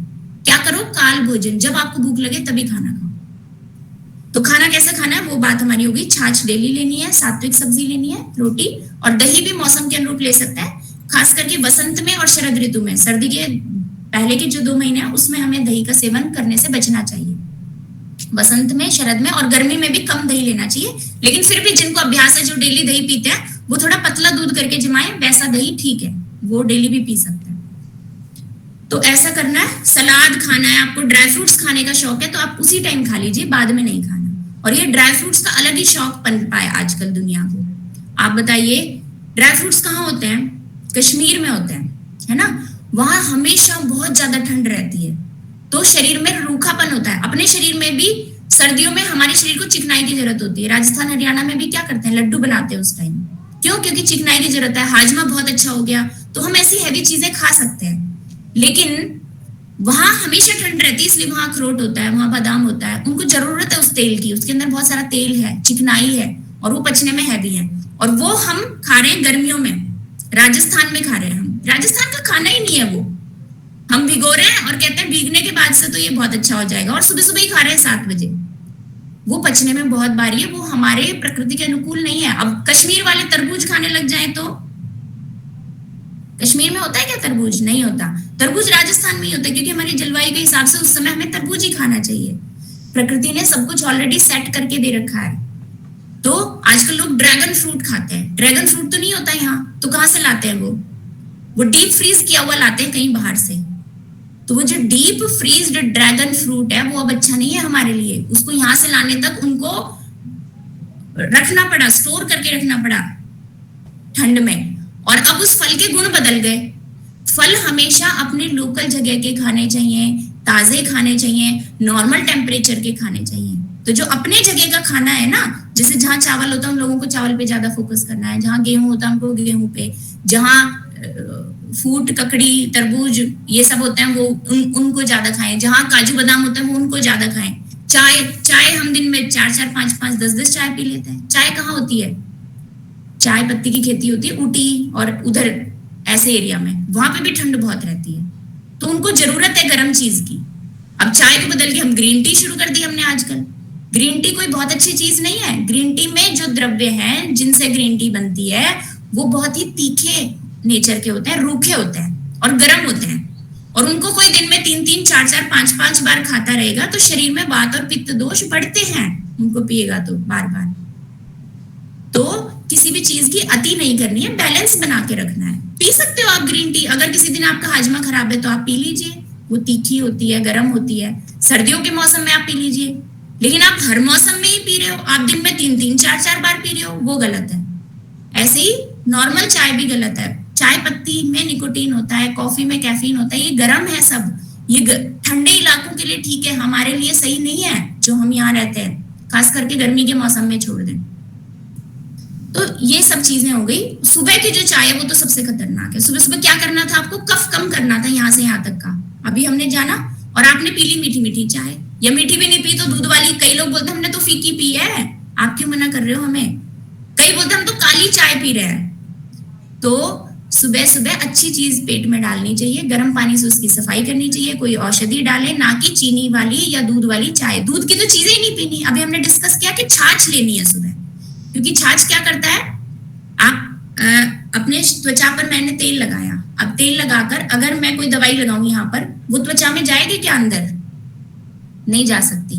तो जब तक आंतों में चिकनाई, आंतों की सफाई नहीं होगी, तब तक नया खाना खा के उसका जो जूस बनेगा, वो जो एब्जॉर्ब होना होगा, वो भी ठीक से नहीं होगा। तो आप छाछ पीजिए। छाछ क्या करती है? सफाई। तेल डालो आप यहाँ और ऊपर से छाछ डालो, तो वो चिकनाई कम हो जाएगी अपने आप। लेकिन आप दूध डाल दो इस तेल के ऊपर या घी के ऊपर, चिकनाई कभी कम नहीं हो सकती। तो सुबह सुबह हमें दूध नहीं पीना, सुबह सुबह हमें छाछ लेनी है, गर्म पानी लेना है, फ्रूट्स ले सकते हैं हम सुबह। सुबह ऐसी चीजें लेनी है जिनका आयुर्वेद में एक बात बोली गई है कि हम जो सुबह सुबह पहली चीज खाते हैं उसका पूरा असर हमारे शरीर पर होता है। और सुबह सुबह ही हम पराठे खा रहे हैं, पूरी खा रहे हैं, कचौड़ी खा रहे हैं, हम पता नहीं चॉकलेट खाते हैं। कई बच्चे तो उठते ही आदत होती है उनको, चिप्स खा लेते हैं बच्चे, कुरकुरे खाते हैं, चाय पीते हैं हम सुबह सुबह। ये सब गलत है। उसकी जगह क्या खाना है हमें खाना है अनार, सबसे बेस्ट फ्रूट है। क्यों? क्योंकि वो एपेटाइजर का काम करता है, जो सफाई करेगा पूरे डाइजेस्टिव सिस्टम की, और जो डाइजेस्टिव जूसेस सिक्रीट होने उनको अच्छे से सिक्रीट करवाएगा। सबसे बेस्ट फ्रूट है अगर आपको खाना है तो। आम खा सकते हैं, वो हल्का खट्टा होता है। जो स्वस्थ है वो हल्के खट्टे वाले फल खाएं, यानी जिनको वो नहीं है, एसिडिटी वगैरह कुछ नहीं है। अगर कुछ खाना ही है नाश्ते में तो दिन की शुरुआत इन फलों से कर सकते हैं। नहीं तो आप पूरा खाना ले लें 10-11 बजे, वो सबसे बेस्ट है। उसी के साथ में 1-2 फल खा लें, सलाद, ड्राई फ्रूट्स, आपका जो खाने का मन है। क्योंकि कई लोग ऐसा होता है बिल्कुल नहीं मानते, वो कहते हैं हम तो ड्राई फ्रूट्स खाएंगे ही खाएंगे, हमारे अंदर कोई कमी हो जाएगी। तो फिर मेरा ये अगला उपाय होता है कि आप खा लो, लेकिन जब आप भोजन करते हो ना उस समय खाओ आप उसी के साथ, तो वो पच जाएगा, कोई समस्या नहीं होगी। तो एक बार में खाया, अब उसके बाद आपको मिनिमम 4 घंटे तक कुछ नहीं खाना। क्यों? वो पचेगा ही नहीं, पचने का समय देना है। अब लोग क्या करते हैं, नमकीन खा ली, बिस्किट खा लिया, चाय बनाई, चाय के साथ बोलते हैं चाय अकेली नहीं पीनी चाहिए, गैस हो जाती है, और फिर नमकीन बिस्किट खाते हैं। तो अब वो क्या कर दिया, ऊपर से चावल डाल दिया, पुराना चावल पका अध पका था और उसमें नया बिना पका हुआ चावल डाल दिया, वैसे ही हमने खाना डाल दिया बिना पका हुआ। अब तो अंदर बड़ी समस्या हो जाएगी। वो जो हमारे अंदर के जो एंजाइम्स हैं वो किसको पचाएं? पुराने वाले पे काम करते रहें या नए वाले को नए सिरे से देखना शुरू करें? ये गलत है। इसको आयुर्वेद में कहते हैं अध्यशन। अशन यानी भोजन और अधि यानी ऊपर से भोजन कर रहे हो आप जबरदस्ती, पिछला पचा ही नहीं और फिर भी आप भोजन कर रहे हो। तो 4 घंटे तो कुछ नहीं खाना, उसके बाद सबकी कैपेसिटी अलग अलग होती है, किसी को 5 घंटे में भूख लग जाएगी, किसी को 6 घंटे में, किसी को 7 घंटे में। तो जिनको कम भूख लग रही है वो सीधा दूसरा भोजन कर ले 5-6 बजे, सबसे बेस्ट है, और उसके बाद 1 घंटे बाद दूध पी ले और फिर 9 बजे तक सो जाए। और जो यंग है, जो ज्यादा काम करते हैं, जिनको भूख लगती है, वो 5-6 घंटे बाद अगर भूख लग रही है तो फिर से या तो फ्रूट्स खा लें या दूध पी लें। दूध का टाइम अब आ जाएगा शाम को दूध पीना अच्छा रहता है, तो ऐसा कुछ कर सकते हैं। और भी बहुत सारी अच्छी चीजें हैं जिन पे हम चर्चा कर सकते हैं, जिनको 4-5 बजे शामिल किया जा सकता है अपने भोजन में। मतलब वो स्नैक्स टाइम हो जाएगा उनके लिए जिनका हाजमा अच्छा है, ना कि सबके लिए। और फिर उसके बाद 7 बजे, लास्ट 8 बजे तक हमें अपना डिनर कर लेना चाहिए, वो लास्ट है। सूर्यास्त से पहले करते हैं तो वो तो बेस्ट है। फिर भी अगर नहीं कर पाते, बहुत सारे लोगों की समस्या होती है, तो वो कैसे भी करें। कई लोग होते हैं 10-10 बजे घर आते हैं, किसी की दुकान होती है, किसी का कुछ होता है, ये प्रैक्टिकल प्रॉब्लम्स हैं जो पेशेंट हमें बताता है। तो वो अगर उन्हें स्वस्थ रहना है तो वो 11 बजे तो भोजन बिल्कुल ना करें, ऐसी व्यवस्था करें कि टिफिन उनके पास पहुंच जाए 8 बजे, 8 से पहले और वो भोजन कर लें। तो ये बहुत जरूरी है। और भोजन करने के बाद कई लोगों को ये रहता है कि वॉक पे जाते हैं, सबसे गलत है वो। वॉक पे नहीं जाना, हल्का फुल्का, जैसे हम किचन तक गए अपने बर्तन रखने, फिर अपने रूम तक आए, 100 कदम हो जाते हैं उसी में, बहुत ज्यादा कदम नहीं चलना है। और उसके बाद बाईं करवट लेटना है और लेट के अपने पैरों को हल्का सा मोड़ देना है, घुटनों को। क्यों? अब सारा खाना कहाँ गया? हमने खाया, सारा खाना हमारे स्टमक में चला गया। एक थैली होती है ना स्टमक की, उसमें चला गया। अब आप उसको ऐसे लटकाएंगे, उसके ऊपर प्रेशर देंगे, तो उसके अंदर खाना कैसे घुलेगा मिलेगा? आपने लटका रखा है उस थैली को, आपके पैर सीधे हैं, आप सीधे खड़े हो, आप चल रहे हो पैदल, और वहीं आपने घुटने मोड़ लिया और वो थैली कैसी हो गई? ऐसी हो गई। अब उसके अंदर जो भी सामान है वो आराम से घुल मिल सकता है। तो इसलिए कम से कम 20 मिनट, आधा घंटे के लिए बाईं करवट लेटना चाहिए। और फिर उसके बाद प्यास लगती है हमें लगभग 1 घंटे 1 घंटे में, जब वो पच्यमान अवस्था में होता है वो खाना, यानी पच रहा होता है, उस समय पर पित्त बढ़ता है हमारे डाइजेस्टिव सिस्टम में, और ऐसे में अपने आप हमें प्यास लगती है, तो तब हम पानी पिए। खाने के तुरंत बाद पानी नहीं पीना है। जब हमें प्यास लगेगी तब हम नॉर्मल टेम्परेचर का पानी पिए या थोड़ी सौंफ चबा लें, उससे प्यास भी सही होती है और पचने में भी वो मदद करेगा। तो ऐसा करके हमें भोजन करना है। दिन में 2 ही बार भोजन करना है, सात्विक भोजन करना है। रात को दही छाछ कढ़ी नहीं लेना है, ये सुबह ही लेना है। सुबह दूध पनीर केला नहीं लेना है, ये शाम के समय पर लेना है अगर लेना है तो। शाम में भी ऐसा ही भोजन करेंगे। और एक बहुत जरूरी बात, दालें रात को नहीं खानी। आयुर्वेद में दालों को रात को खाने के लिए मना किया गया है एकदम। और दालों के पीछे भी दुनिया बहुत पागल है। आयुर्वेद में दालों को बहुत ज्यादा बढ़ावा नहीं दिया गया। दालें खाइए, लेकिन वो पचने में रूखी होती हैं, और खास करके बुढ़ापे के लिए दालें बहुत अच्छी नहीं है। मूंग की दाल ही एक बेस्ट चीज है जो आप किसी भी उम्र में अपने लिए शामिल कर सकते हैं, और वो भी दिन में खाएं। क्यों? क्योंकि अभी जैसे हमने बात करी थी, दालों में भी रूखापन होता है और पचने में वो भारी होती है, और पचते टाइम क्या कराती है? कॉन्स्टिपेशन कराती हैं और गैस बनने जैसी समस्या होने लग जाएगी। तो रात को ऐसा ना करें, ताकि अगले दिन सुबह अच्छे से पेट साफ हो। पचने में वो भारी होती है, तो उनको सुबह ही लें। और जितनी भी मैदा, सूजी, बेसन, जितना कम से कम आप ले सके। यंग एज वाले फिर भी खा सकते हैं, उनको पच जाएगा, लेकिन जो बच्चे हैं और जो बूढ़े हैं उनको मैदा, सूजी, बेसन से बचना चाहिए बहुत ज्यादा। बिस्किट, नमकीन, ये सब उसी में आ जाते हैं, तला भुना खाना। और जैसे अपना पोहा के लिए एक बहुत बड़ी समस्या है। लोगों को लगता है ये हल्का है, लेकिन आयुर्वेद में पोहे को भारी बताया गया। अब हल्का भारी कैसे डिसाइड करेंगे आप? जिस चीज में जितना पानी है वो उतना भारी हो जाएगा, और जिस चीज को पका दिया हमने वो थोड़ा हल्का बन जाएगा। जैसे या हम उसमें क्या डाले, चावल का एग्जांपल देती हूँ मैं आपको। चावल लिया हमने, अब हमने उस चावल को खील में कन्वर्ट कर दिया। खील कैसे बनाते हैं? चावल से बनाते हैं। तो उसमें पानी ना के, जो प्रसाद में खील मिलती है ना हमें सफेद सफेद, तो उसको उसमें से पानी निकल गया, उसको हमने भून दिया। भूनने से उसमें पानी निकला और अब वो बहुत हल्की बन गई। यानी आप सिर्फ खील खा रहे हो ना, तो आपको घंटे भर में फिर से भूख लग सकती है।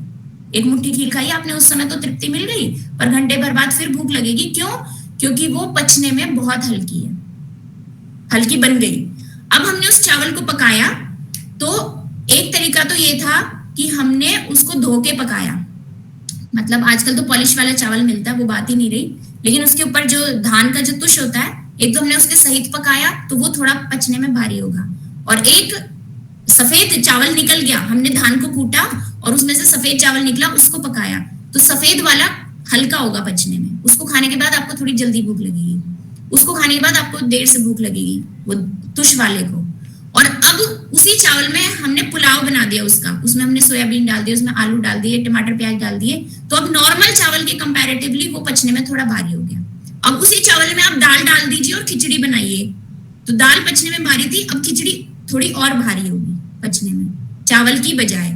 और उसी चावल को अब आप थोड़ा पतला बनाइए, पानी ज्यादा कर दीजिए, मतलब चावल चावल ना पके, उसमें पानी भी रहे, पतला पतला पीने जैसा बन जाए, वो चावल के कण कम हो और पानी ज्यादा, तो अब वो पचने में चावल से भी हल्का हो गया, सादे चावल से भी हल्का। तो ये डिपेंड करता है चीजों पे। अब जैसे हम दूध पीते हैं, तो दूध कैसा, भैंस का पी रहे हैं या गाय का, और उसमें भी हमारी भैंस या गाय को चारा कैसा दिया जा रहा है, उसकी डे टू डे एक्टिविटी कैसी है। पहले तो गांव में खेतों में छोड़ देते थे ना, आजकल तो वो बंधी रहती है, तो उनका दूध पचने में थोड़ा भारी होगा। तो हमें व्यायाम भी करना पड़ेगा उसको पचाने के लिए। अब हम ये करें क्या कि हम खेतों में चले जाएं? आप लोग कहेंगे हम ये थोड़ी कर सकते हैं कि हम गाय पाले, हम खेतों में ही रहना शुरू कर दें, हमारे और भी कई काम है। वो मत करिए, आप व्यायाम शुरू करिए उसको पचाने के लिए। पचाने के लिए कुछ तो करना पड़ेगा ना। खाना तो आपने बदल दिया और आप व्यायाम टाइम से सो नहीं रहे, तो गड़बड़ हो जाएगी। तो ऐसे करके बहुत सारी चीजें, खान पान पे भी बहुत लंबी चर्चा हो सकती है, आहार पे, दिनचर्या, लेकिन एक मोटी मोटी हो गई। अब रात का पहला हिस्सा आया, तो अब आप देखो कि क्या होता है। रात के पहले हिस्से में हमारा दिमाग फिर से शांत हो जाता है। 2 बजे के बाद क्या होता है, चाहे हम कुछ भी काम ना करें, लेकिन हमारा दिमाग अस्थिर रहता है थोड़ा सा, हमारा बहुत अधिक पढ़ने लिखने का मन नहीं करता, तो शाम को घूमने जाएं, गार्डन में दोस्तों से मिलें, और रात में फिर दिमाग में थोड़ी स्थिरता आएगी। क्यों? क्योंकि अब रात के पहले हिस्से में फिर से कफ बढ़ने लग गया शरीर में और नींद आने लगेगी, है ना, आंखें भारी होने लगेंगी, तो उसी समय हमें सो जाना चाहिए। लेकिन एक बार कफ काल चला गया, पित्त का काल आ गया, अब हमें नींद नहीं आएगी, अब बेचैनी रहेगी, अब हमें लगेगा नींद ही नहीं आ रही, अब तो फिर भूख लगने लगेगी। रात को 12-1 बजे लोग खाना खाते हैं, मैगी बनाते हैं हॉस्टलों में, फिर उसको खाते हैं। तो क्यों? क्योंकि अब पित्त बढ़ने लग गया, भूख लगेगी। लेकिन वो कोई अच्छी चीज नहीं है, वो आपका सारा सिस्टम इम्बैलेंस कर रही है, वात पित्त कफ को गड़बड़ कर रही है। और सिर्फ यही मंत्र है अगर हमें स्वस्थ रहना है तो। सारी बीमारियां, हमें बीमारी को सही करना नहीं सीखना। आम लोगों को एक बात समझनी पड़ेगी कि आप बीमारी के एक्सपर्ट नहीं बन सकते। एक्सपर्ट हर बीमारी के लिए, उसके लिए एक पढ़ना पड़ता है 8 साल 10 साल, लेकिन आप दिनचर्या सीख सकते हैं। और जैसे ही थोड़ी गड़बड़ हो तो आप अपने वैद्य के पास जाएं कि इसमें हम क्या करें। और हाँ, बेसिक चीजें आप जान सकते हैं किसी बीमारी के लिए, लेकिन दिनचर्या को पहले सीखिए, ऋतुचर्या सीखिए, यानी हर ऋतु में क्या बदलाव करना है, आहार विधि सीखिए, खाने में क्या हैवी है क्या हल्का है। अब जैसे मानिए उड़द की दाल सभी दालों में सबसे हैवी होती है और वो कफ और पित्त बढ़ाती है, और दही भी पचने में थोड़ा भारी होता है, वो भी कफ और पित्त बढ़ाता है। अब आपने बनाए दही बड़े, आपके घर में फंक्शन था, आपने पूड़ी बना ली, छोले बनाए, अचार भी लिया साथ में, और दही बड़े खूब सारे खाए, बहुत टेस्टी बने थे। अब आपको रात को खाना नहीं खाना। पहली बात तो आपको खाना नहीं चाहिए था या कम खाना चाहिए था, पर अब अगर आपने खा लिया तो आप रात को मत खाओ, अगले दिन भी आप 11 बजे खाना खाओ, थोड़ा थोड़ा गर्म पानी पीते रहो, या अगले दिन सुबह सिर्फ छाछ पियो, अनार खाओ, ताकि वो पचे पूरा। वो इतना हैवी बन चुका अब कि वो पचने में बड़ा मुश्किल है। तो आपने क्या खाया है उसके हिसाब से आप टाइम दो उसको पचने के लिए। इसी को कहते हैं काल भोजन। हल्का खाया तो आप 4 घंटे में भी खा सकते हो, हैवी खाया है तो आप 7 घंटे रुको, 12 घंटे भी। शादी में खाना खाया तो अगले दिन मत खाओ, उपवास कर लो 1 दिन का। यही है डेली उपवास। इसको आयुर्वेद में कहते हैं डेली का उपवास। महिलाएं करती ना, हफ्ते में 2 बार, गुरुवार का उपवास है, फिर एकादशी का, फिर ये है, दिन दिन भर भूखा रहना। आयुर्वेद इसके लिए मना करता है। आयुर्वेद कहता है आप डेली उपवास करो। आपने अब खाया ना, तो आप अपने मन पे कंट्रोल रखो, आप शाम तक कुछ मत खाओ। ये है रोज का उपवास। महाभारत में भी जब युधिष्ठिर को उपदेश दे रहे थे भीष्म पितामह, जब वो शर शैया पर लेट गए थे, बाणों की शैया पर, तो उन्होंने भी इस श्लोक के माध्यम, उन्होंने पूछा कि आप, वो उपदेश दिया ना उन्होंने 18 दिन तक, तो उसमें एक श्लोक ये भी था। प्रतिदिन का जो शेयर कर दूंगी मैं आपसे भी श्लोक, तो मुझे ध्यान नहीं है। महाभारत में भी ये श्लोक है कि व्रत और उपवास के बारे में, आप डेली का उपवास कर लो, वो सबसे बड़ा उपवास है। तो रोज का उपवास करना चाहिए हमें, साइंटिफिक तरीके से उपवास करना चाहिए, ना कि ऐसे कि हम बहुत ज्यादा भूखे रह रहे हैं, उससे भी हमारा शरीर खराब होता है। लगातार हम कुछ व्रत कर रहे हैं, गलत तरीके से हम व्रत कर रहे हैं, वो भी गलत है, और बहुत ज्यादा खाना भी गलत है। तो मुझे लगता है समय सीमा से आगे ही बढ़ गए हैं हम। बताना और बहुत सारी चर्चाएं कर सकते हैं, लेकिन अभी के लिए जी जी जी, बहुत अच्छा लग रहा है, और सब लोग जुड़े भी हुए हैं, सब आपको सुन भी रहे हैं। और इससे ये भी हम लोग हर रविवार को ये कार्यक्रम होता है, और बहुत सारे डॉक्टर्स और आयुर्वेदाचार्य हमने उनको आमंत्रित किया, लेकिन देखा कि बहुत कम लोग ऐसे होते हैं जिनके पास इतना कुछ कहने और बताने के लिए होता है, और इतना कन्विक्शन के साथ बताने के लिए होता है। तो मुझसे जब बात की आपने, या मुझे नहीं पता किन्होंने की, तो उन्होंने बोला पेन के ऊपर बात करिए। तो मैंने कहा एक बार आप दिनचर्या पर करवाइए, पेन पर अगले में बात कर लेंगे। लेकिन मुझे लगता है लोगों को नहीं पता है ये चीज। आयुर्वेद का पठन पाठन बहुत खत्म हो चुका है, क्योंकि सारे ग्रंथ संस्कृत में है, और बीच में जब ये अंग्रेजियत वाली चीजें आई, तो लोगों को संस्कृत वाली चीजें बेकार लगने लगी। लोग अपने बच्चों को आयुर्वेद में डालने से बचने लगे कि संस्कृत पढ़ेगा तो ये अनसाइंटिफिक है, आयुर्वेद क्या है, बेकार है, मॉडर्न मेडिकल साइंस पढ़ो।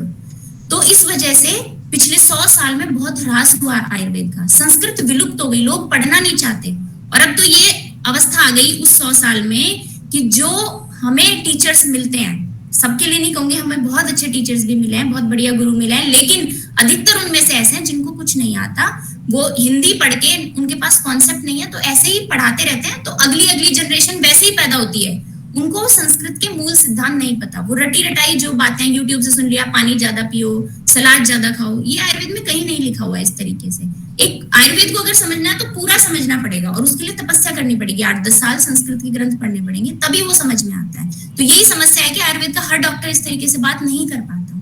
बहुत बहुत सुंदर। इसका एक पक्ष जो है हमारी बातचीत का वो रहता है कि हम कुछ प्रश्न उत्तर करते हैं। यद्यपि समय हुआ है, परंतु फिर भी इतने सारे लोग जुड़े हुए हैं, तो उससे प्रश्न उत्तर से सब लोग क्या सोच रहे हैं, क्या पूछना चाहते हैं, तो वो भी एक, मुझे लगता है कि एक बहुत महत्वपूर्ण होता है। और जैसा आपने कहा कि और विषयों पर भी आपकी विशेषज्ञता है, तो हम चाहेंगे कि और विषयों पर भी आपको आमंत्रित करें। मैं जीवन जी का तो बहुत आभारी हूँ कि जीवन जी ने ये संपर्क दिया डॉक्टर अतुल जी के माध्यम से। अब मैं समझता हूँ कि समय का उपयोग करते हुए जो प्रश्न करना चाहते हैं, कृपया वो अपने प्रश्न करें, बड़े संक्षेप में प्रश्न करें, जिससे कि उसको समय सीमा में हम एक जिज्ञासा बेबी है। एक सेकंड, आनंद जी कुछ पूछना चाहते हैं। आनंद जी बताएं। मैं उनको देख पा रहा हूँ अब, लेकिन अब म्यूट हो गए हैं वो। पूछना चाह रहा था। एक सेकंड चलिए अनूप जी आप पूछिए, आप शुरू कीजिए। मैं ये पूछना चाह रहा था कि आज ऐसी नई नई जानकारियां मिली हैं, जैसे नहाने के लिए लोग बाग जनरली ये देखते थे कि ठंडे पानी से 12 महीने नहाते थे, लेकिन वो एक जानकारी मिली है कि समय के अनुसार, ऋतु के अनुसार ही नहाना चाहिए, मतलब गर्म भी उपयोग करना चाहिए।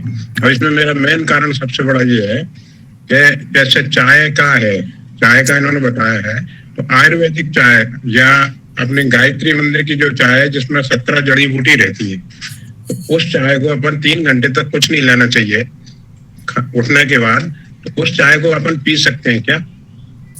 17 जड़ी बूटियां। लेकिन जैसा हमने डिस्कस किया कि सुबह छाछ अनार, ऐसी चीजें ज्यादा खानी चाहिए ताकि हमारा हाजमा अच्छा हो, स्टिमुलेट हो। तो चाय अगर आपको लेनी है तो शाम को 4 बजे करीब रखिए आप। नहीं, अब मैं इसको सुनो, 1 मिनट में चाय कहना चाह रहा हूँ, वो चाय नहीं है, प्रज्ञा पे है। जैसे अर्जुन छाल, ब्रह्मी, शंखपुष्पी, तेजपात, आज्ञा, घास, दालचीनी, मुलेठी, सौंफ, नागर मोथा और सरपुंखा, तुलसी और पत्रंग लकड़ी। तो ये इसको यदि उबाल के अपन लें 3 घंटे के अंदर तो कोई समस्या नहीं है, ये काढ़ा बन गया। पानी में लेते हैं तो आप 3 घंटे से पहले भी ले सकते हैं, लेकिन अगर आप इसमें दूध डालना चाहते हैं तो आप सुबह ना लें, शाम को ही लें। अच्छा, दूध और शक्कर ना डालें इसमें?